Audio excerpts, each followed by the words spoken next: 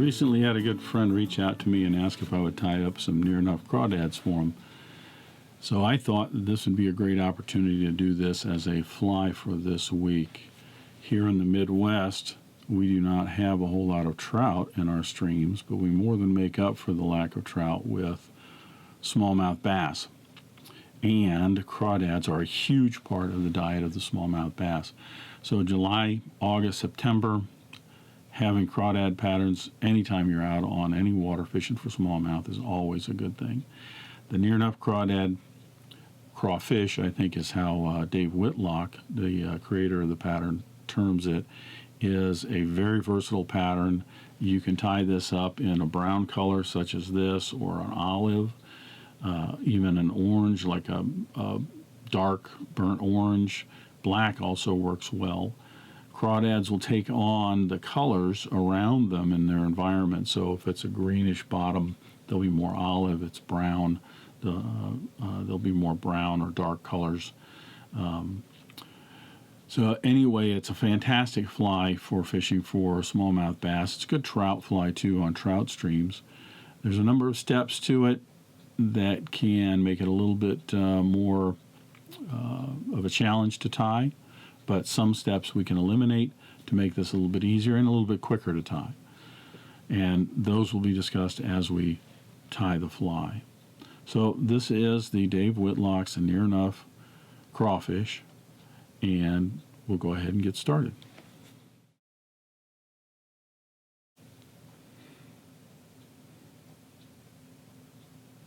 We'll start the Near Nuff Crayfish by putting our hook in the vise. The hook that I'm using for this is a Tiemco or TMC 5263. It is a 3X long Nymph hook. It's the hook that Dave Whitlock likes to use, but if you have something else in your kit, you can go ahead and use that as long as it's about a 3X. Some people use a 2X. They're a little short, but anyway, that's a 3X 5263. I'm going to attach my thread. I'm using a UTC 140 in a brown color for this.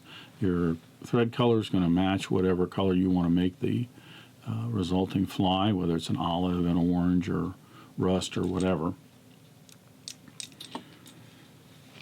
I'm going to attach my thread behind the eye of the hook, and I'm going to put my dumbbell eyes on. These dumbbell eyes are a Wapsi Presentation eye, and they are basically a plain lead eye. As you can see, they're a little bit different. They're not the typical dumbbell shape. They're sloped on the insides a little bit more. These are painted with a Testors brown enamel paint. You can use an acrylic paint if you want. Either one that you use, you'll want to top coat that with some sort of epoxy, whether it's a 5-minute or a 30-minute epoxy, whatever have you, because this will be bouncing on the bottom and this paint will get chipped off. You could use a regular unpainted lead dumbbell eyes, or even just all black if you want. It's up to you. I'm going to tie these in so that they are about an eye length behind the eye of the hook, and that is to say that there's going to be about a little more than an eye length behind the eye of the hook and to the stem of the dumbbell eyes. I'm going to put some crisscross wraps on that to tie that in, and then I'm going to put some wraps under the dumbbell eyes and over the hook shank to secure that in very well. Take a little bit of head cement and put that right on across the back and the bottom, and that's just going to soak in, help those eyes to keep from rotating around much. I'm going to take my thread and advance it down the hook shank. I want to try and have touching turns right here. It's not super critical, but you'll see in a minute why we want to do that. I'm going to advance my thread all the way down to the end of the shank, almost to the barb, not quite, and then bring my thread back up.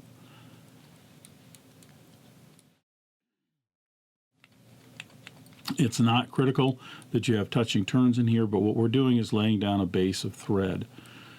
In Dave Whitlock's video, if you happen to see that on tying the Near Nuff, He likes to take some heavy monofilament.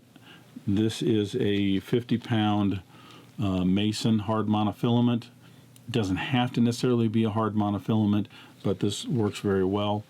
He likes to tie a little bit of monofilament on both sides of the hook shank before he even puts the eyes on. What he's trying to accomplish here is take the tying area that you're going to tie the fly, and he's going to broaden it out. So when you have monofilament on both sides, it gives you a wider area to tie onto, and it also goes in line with the Crawdad, which is a little bit thicker and wider critter. So what he does is he ties that in first, and then he'll tie the eyeballs that he makes, like these right here, on afterward. I skip that step, and I go ahead and create these, and then I use these to tie on to create the lateral side of the fly to broaden it out, as well as put the eyes in place. But I'll show you real quick how I make these eyes. I'm going to take some hard mason here. This is, again, 50-pound. I'm going to cut this to about 2.5 inches, something like that. It's going to be longer than the fly and even longer than where I want the eye to be. And that's fine, because then I can just trim off the other end. I'm going to take a lighter. You can have a candle set out or whatever you want if you're doing a bunch of these. But I'm just going to take a lighter here, and I'm going to melt that end. And as soon as it rolls back into a little ball like that, I'll stop. Be careful, because that is very, very hot. If you melt too much and it drips on you, it will hurt. So I'm going to go ahead and let that cool off. I'll do 2 of them, and I actually have some alligator clips rigged and some foam so that I can melt 2 of them at a time and set them aside to cool off, and then I can come back and paint them. If you're going to be tying up any of these Near Nuff Crayfish, I highly recommend that you do this step first. Batch these out, because you could do 24 of these, which is for a dozen flies, and get all those done, and then start putting in the dumbbell eyes. Once this is cooled off, I'm simply going to take some black nail polish. Black works well because it is very opaque, and it will cover everything up in one coat. You could also use a black lacquer or something like that. I try to avoid an acrylic paint. It can chip off, but all I'm doing here is just putting some black fingernail polish on the end of that. I'm not going to get too concerned if the part of the stem below the eye has got a little bit of black paint on it. The eyes are basically just to make it look a little bit neater, maybe a little bit more realistic.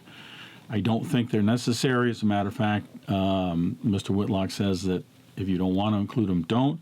He likes them. I kind of like them. I think they're pretty cool, so I'm going to add these in.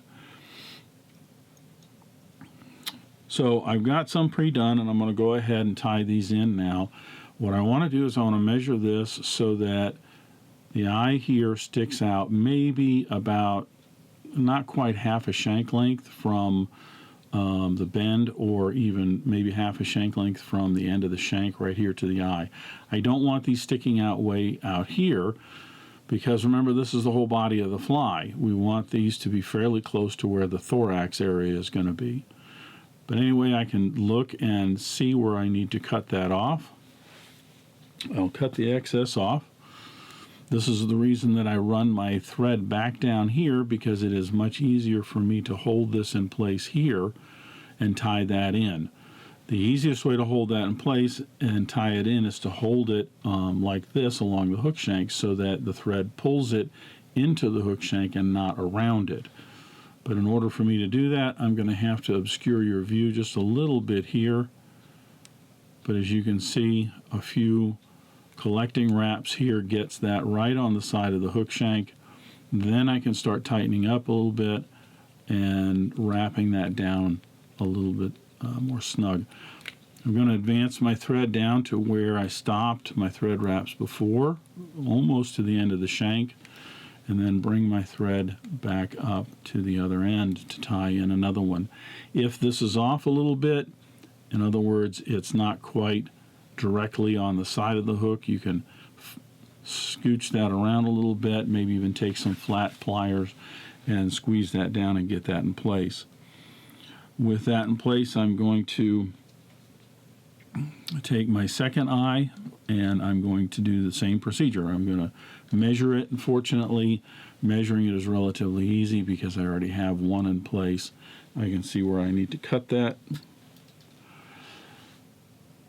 I can hold that up here and see if I have that in. Am I going to be the same length as the other eye? If they're not exactly the same, I wouldn't sweat it. Remember, this fly is not a realistic pattern. It is more to suggest, as the name implies, it's near enough. Again, pinching that with my left hand, I can keep that right on this side of the hook shank and then wrap that down. I also don't get too hung up on the mono. As you can see, it has a little bit of a curve to it. And I don't get too hung up on is the curve up, is the curve down. And the reason is that I'm going to bend these out and down just a little bit to put the right kink in there. Don't worry that this doesn't extend all the way up to the eye. I'm going to be putting some dubbing in there, so that will cover that up. Mostly what we're looking for is just this broader, flatter tying platform. With my eyes tied in, I'm going to advance my thread to just over the point. At this stage, I'm going to take these eyes, I'm going to bend them out about 90 degrees and actually bend them down a little bit like this. That way, these are not scraping the bottom, because remember, our fly is going to be riding hook point up. So this is how it's going to ride in the water. We don't want the eyes sticking down this way. We want them up a little bit more. These will come together a little bit as we tie the rest of the fly, so I wouldn't get too concerned if they seem to be too spread apart. So now we're going to tie in the antenna. Dave Whitlock uses a Spanflex, which I don't have any right at the moment. I'm out, so I'm just using a regular black rubber leg. Before I do that, though, I want to take some Zap-A-Gap here. This is just a brush on Zap-A-Gap. And I'm going to put some right on the back of the hook. And the reason for this is that will soak down into those threads, and it will just make that all the more secure as I tie the rest of the fly and when it's fished. That's part of the reason I put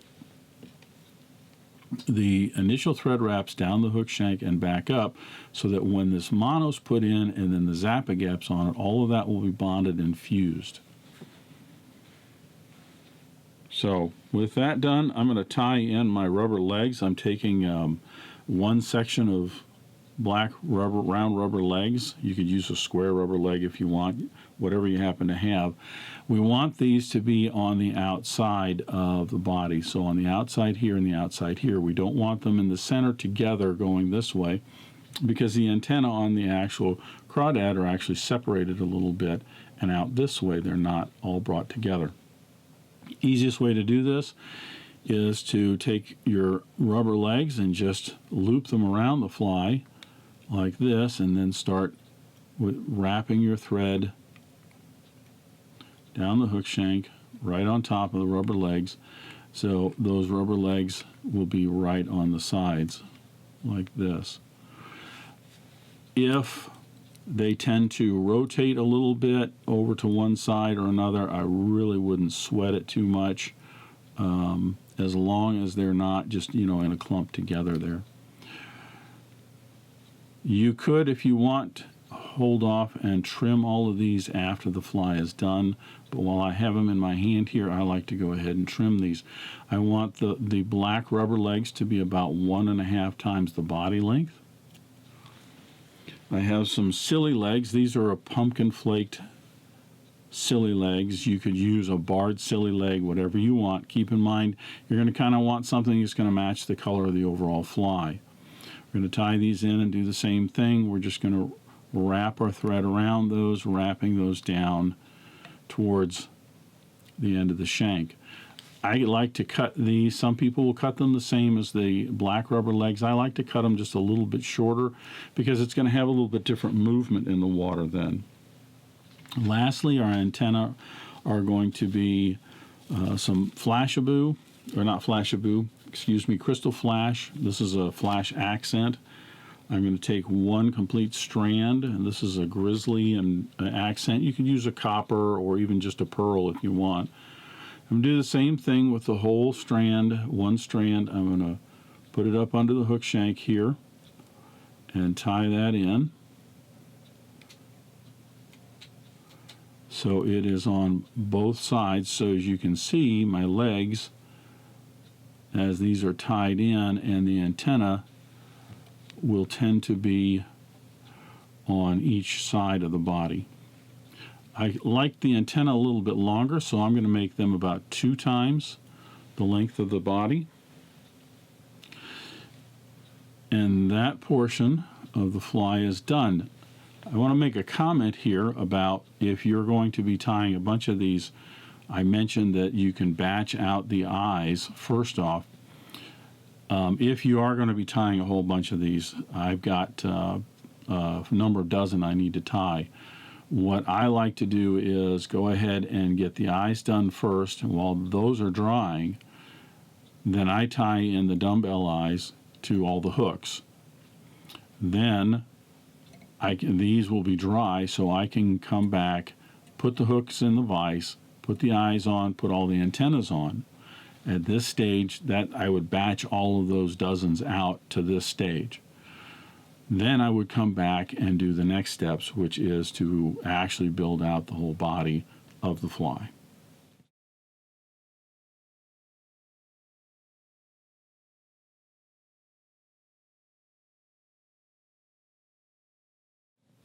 To build out the body of the fly, I'm going to advance my thread just down to about the hook point. I don't necessarily need to be right at the end of the shank of the hook. What I'm going to tie in now is what makes up the mouth or the carapace of the crawdad. I'm going to use some rabbit for this. If you've got a rabbit skin and the color of the fur is going to be adequate for this, that's fine. I like to use some barred rabbit. It gives it a little bit more of a mottled look. When you look at crawdads in the stream, their bodies aren't a uniform color from one end to the other, all the same color, brown or olive or whatever. They often are more mottled, and so I like to try to mimic that. I'm just going to take this zonker strip. This is a Magnum zonker strip in a crawdad orange, and I'm going to cut a chunk of fur out of here. If you have a skin, you can cut a big enough chunk to accomplish the next step in one step. I'm going to go ahead and place the fur up here so that the tips of the fur are just about the same length as the eyes. I'm going to put a couple of collecting wraps right here. Notice my thread is just behind the point of the hook right here. If you have enough fur on this one side, you can roll it so that it spreads around to the other side, because we want to have basically this mouth or carapace around the whole area. Remember, this is the bottom of the fly. But I can't, on this particular hide, get that much in one clipping, so I'm going to flip this over and I'm going to take another chunk of fur and tie that in on the inside. However, whatever works for you, as long as you're getting something on there that covers all around. I don't think the fish are necessarily going to get that persnickety in terms of what they see, but I think it just looks a little bit better. Remember, we're tying something that is to mimic the crayfish and look pretty close and resemble it. When you're fishing this fly, you will be fishing this in Not fast currents necessarily, but in some pretty decent currents. So, and it will be moving even if you're fishing this in still water and hopping this around. It will be moving a fair bit, so it doesn't have to be exact. With that tied in, I will lash down the rest of the rabbit fur to be part of the body. And when I'm done, my thread should be hanging just about halfway between the point of the hook and the barb. Now we're ready to tie in the thorax. Keep in mind, as you're tying this, think about a crawdad and how it's actually structured. It is, the thorax is up in this area here after more or less the carapace and the mouth and everything, and it's in this area right here, and it's big. The crawdad's going to be much bigger on this end, tapering down to the tail section here. So the dumbbell eyes here aren't necessarily there to add to the overall profile as much as to give it some weight so that it will actually have a little bit more of a jigging action and tend to even stand up on its tail like this. So we're going to go ahead and put some dubbing here to make our thorax. Now I like to blend my own dubbing. You can get, Dave Whitlock has an SLF dubbing for the crawdads, whether it's an olive, a orange, or a brown. But again, I like to make my own simply because I think it gives me a little bit more of a modeled look, and it's not all a nice, even, uniform look throughout the whole fly. So when I do this, I'm using a base of rabbit. This is brown rabbit, a dark brown rabbit, and I don't want the fly to be that dark. So I'm going to add in a little bit of Sow Scud. This is a dead orange Sow Scud. And I don't need that much. I just want to add a little bit of color to it and brighten it up. And then I'm going to add in a little bit of brown flash, or antron is what this is. And I'm just putting a little bit in here. It's going to give it a little bit of sparkle to it. I then essentially pinch this in both fingers, pull it apart, stack it, and then pinch it and just keep doing that. And as you can see, I'm not going to end up with a uniform color or shade. I'm going to end up with something that has some areas that have a little more orange, or some are a little darker brown. Some have a little bit more flash or whatnot, and that's fine because I think this is going to look a little bit more natural than if I were to have a uniformly blended dubbing. But that's just me. Use what you have. Even if you don't have, the SLF or something, all you've got is some life cycle or some antron or something like that. Use what you have. So now I'm going to take this dubbing and I'm going to make it a dubbing noodle, maybe about a 4 to 5 inch dubbing noodle. You don't want to have this super tight, and this isn't a real compact thorax we're wanting to make. We're going to make something that's kind of bushy with a broad profile. I'll start wrapping this right there at the bottom of the carapace, and I'm going to move forward to just past the point of the hook, right about here. This is where our claws are going to come out, and this is where all of our legs and our abdomen is going to be.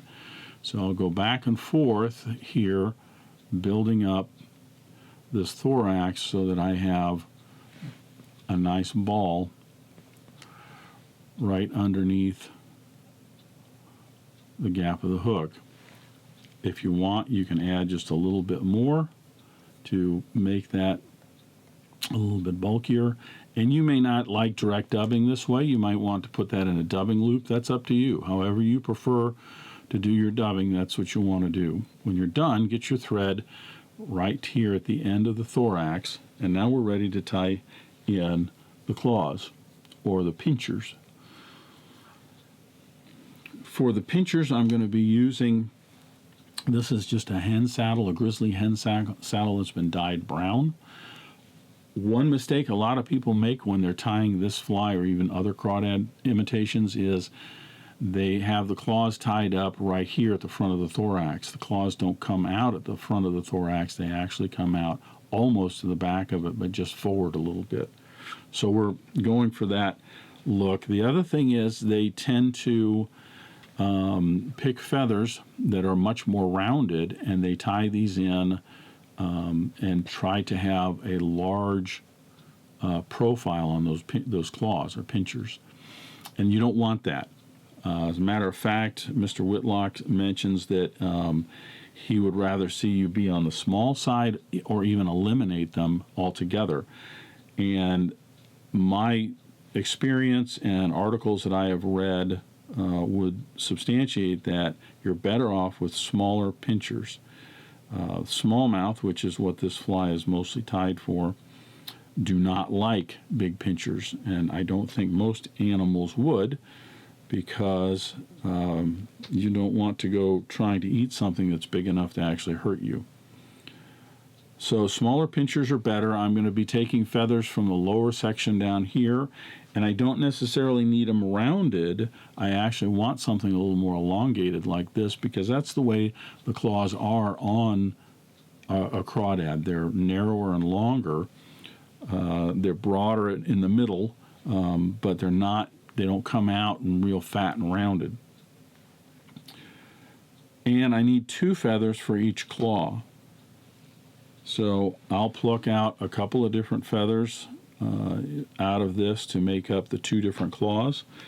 Keep in mind, when you're plucking out feathers for this, a lot of times you'll find some that have some missing sections or are kind of ratty. That's fine, because you can always put that one on the bottom of the 2 feathers like this, and then tie that in, and it will still serve the same function. It just makes it a little bit stiffer.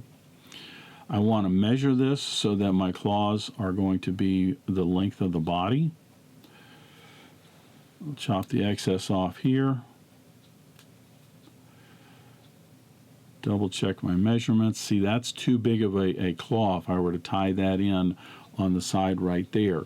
So I actually want to, even though that is about the length of the body, I want to make that a little bit smaller. I don't want a real big, huge profile. Cut the excess off. I like to leave a little bit right down here at the base. That helps to anchor that and tie that in. I'm going to, if I can get the camera switched here a little bit, I'm going to tie these in so that the bottom of the claws are right here along the upper side of the fly. I don't want these right on the side right here or on the top. I want these to be more or less about a 45 degree out and 45 degrees up and that way. So I'll tie that one in, and I'll prep my other one. I'm intentionally using some that are a little bit different shape. This is a little more elongated. You can even put some in that are different sizes. If you want to, you could have one set of claws that are much smaller. And the reason for that is that crawdads, like a lot of other animals, have their territories, and they fight over these territories. And crawdads will lose claws as they are in the course of their life and these fights and things like this. And often, if you get out in the stream and catch some crawdads, you'll see that they have one claw that's much smaller. That's because it's growing back. So if you want to try and represent that a little bit, you could have one of these claws be much smaller than the other. So both of my claws are tied in right here. Those are a little bit, yeah, that's a little bit big. I'm going to go ahead and make that other one just a little bit smaller. I don't generally like them to go much past the eyes. And sometimes it's a little bit of trial and error. Like I said, you gauge that against the body of the fly. As you can see right here, my tie-in point right behind the eye of the hook, that's pretty much the body length of the fly. But because of the sides and the profile of this particular feather, it just seems a little bit too big for me. So I'll shorten that up a little bit. Lay that right on the side and wrap that in.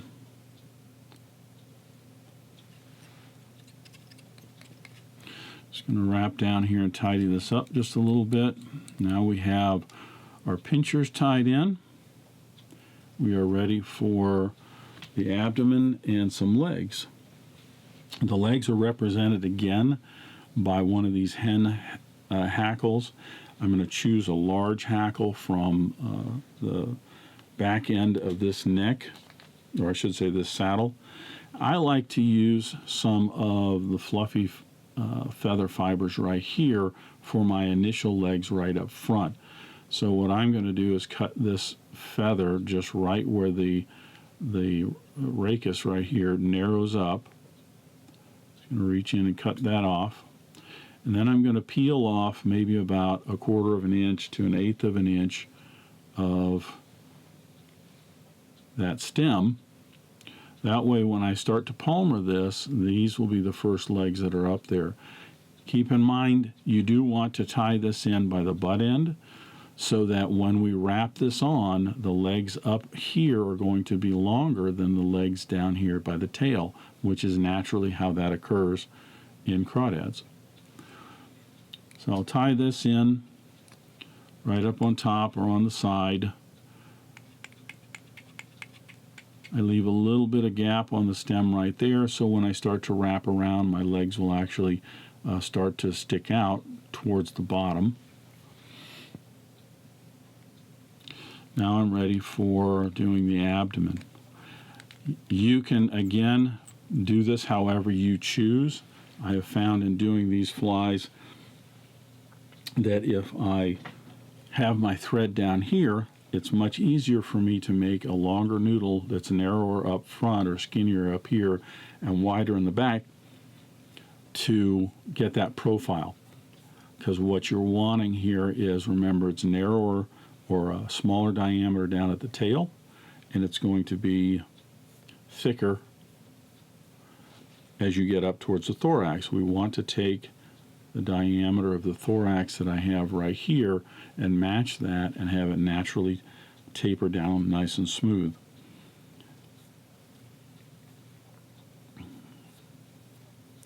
Again, don't worry about this being too tight of a dubbing noodle. If this is a little bit loose and you've got some hair sticking out and it goes on just a little loose, that's fine as long as it is in pretty secure.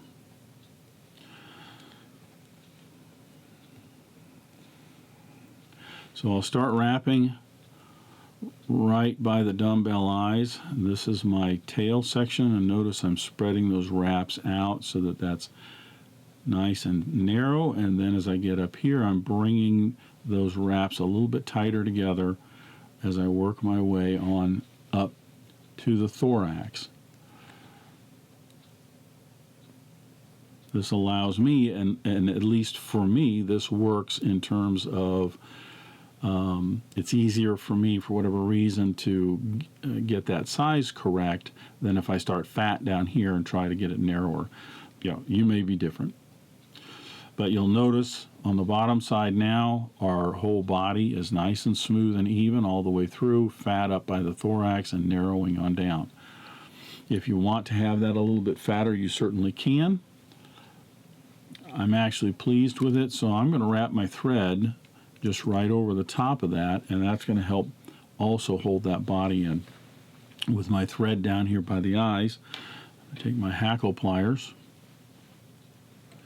grabbing the tip of my feather. And these are kind of delicate, so be careful. Don't go pulling and tugging on that tip. You'll break it off. I like to get one wrap right behind the claws. That's where the longest legs are, and then I'm going to angle this out so I'm only getting maybe 2 or 3 wraps as I work my way up to the eye of the hook. Again, the crawdads have 5 sets of legs on both sides.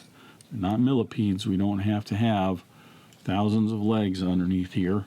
We just want the suggestion of those legs under here. And notice that by tying it in by the butt end up here, You can see these are fibers are much longer than these, so it gives you that natural look in terms of the way the legs are under the crawdad.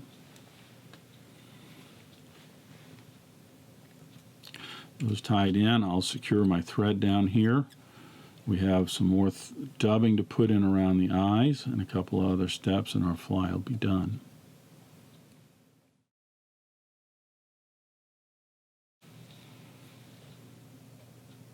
At this stage, you can leave all of these hackles just the way they are if you want. I think the fly fishes just as well, and it looks just as good. I prefer, remember, this is the back of the fly and this is the belly of the fly where the actual legs are. I prefer to cut these down. I think it looks a little bit better, and Dave Whitlock will actually cut them down on the underside as well so that they're more out to the side. I just go ahead and leave those down underneath, but the ones up on top right there, I go ahead and just get those out of the way. That's just me. So take a little bit more dubbing. I'm going to put in a very thin, long, say 4 to 5 inch dubbing noodle here. Again, use whatever dubbing techniques you like. If you want to create a dubbing brush or direct dubbing, speed dubbing, what have you. Just what we're going to do here is put in some dubbing to cover up our thread wraps around the dumbbell eyes. And this just works for me. I like to do a nice long skinny dubbing noodle at this point because it gives me a lot of extra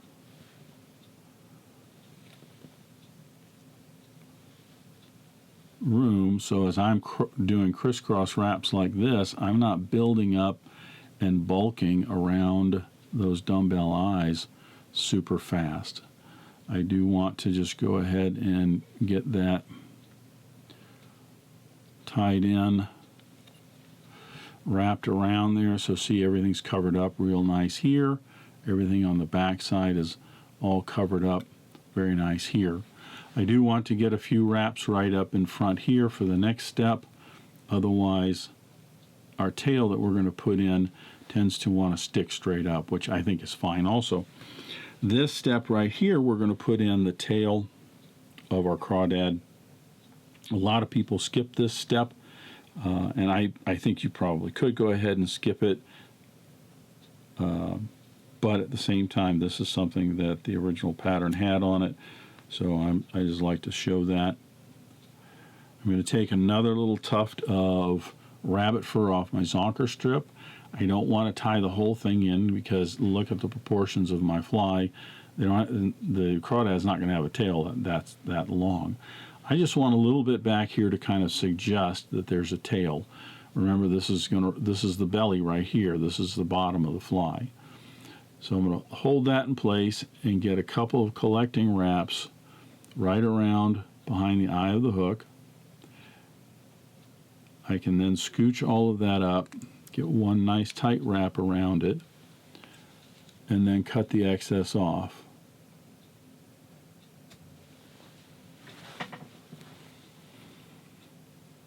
At this point, everything looks good. I can go ahead and finish up the head of the fly. It's just a little bit of a nose, that's it, like that. I'll put a whip finish in, 4 or 5 turn whip finish. Trim anything off the end here, although if you've got some fiber sticking out, I don't think that's going to matter any. And then put some nice thin head cement right on those thread wraps and at the base of the dubbing and the tail, just so that soaks in and makes it nice and secure. So essentially our Near Nuff sculpin is done. There is one other step that Dave Whitlock likes to do, and I think is kind of an interesting thing. He found that crawdads actually have a bright spot right on the tips of their claws, and they use that to actually attract fish. So as they're in the water, small bait fish or whatnot, they can attract to them so they can grab them and eat. I'm going to take some acrylic here. This is just an acrylic orange. And I'm going to go ahead and put just a little bit of coloring on the ends of those claws. You don't have to do much at all.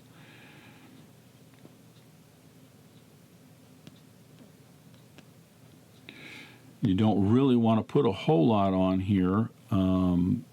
Just a little bit of a stripe like this, a little coloring, and that's all that's needed. A spot, a stripe, what have you. Don't make it too much, because if you do, then it can droop in the drying process here. Just like that. And that's really all you need to do. I wouldn't worry about protecting those with like an epoxy on them or anything like that. One, you don't want to weight down the claws. I think if it comes off in the course of fishing the fly, then it comes off. So that is our completed Near Nuff sculpin. Popular colors for these are a brown like this, a olive is very good, as well as an orange. Crawdads, different times of the season, depending on the species, they spawn at different times and they change colors. A lot of crawdads will actually have orange eggs up underneath them. The females will while they're carrying eggs. So think about that. Black actually would be a pretty good color, especially in stained water. Near Nuff Crayfish is I can't say it's an easy tie. It does take some time. A lot of that is just the prep work. Prepping the mono eyes, prepping the dumbbell eyes. If you don't want to, you don't have to put the mono eyes in, and you can put in just plain lead or black dumbbell eyes and make it a little bit easier. But it's up to you. Thank you for joining me today.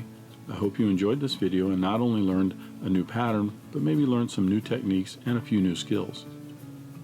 If you like this video, please hit that thumbs up button below. You can support Dressed Irons by hitting the subscribe button, and don't forget to hit the bell icon so you get notified when new videos are published. If you have any questions or comments, feel free to leave them in the comment section, and I'll be happy to answer any questions you might have. Until next time, remember, it's fly time. If you're not having fun, you're doing it wrong.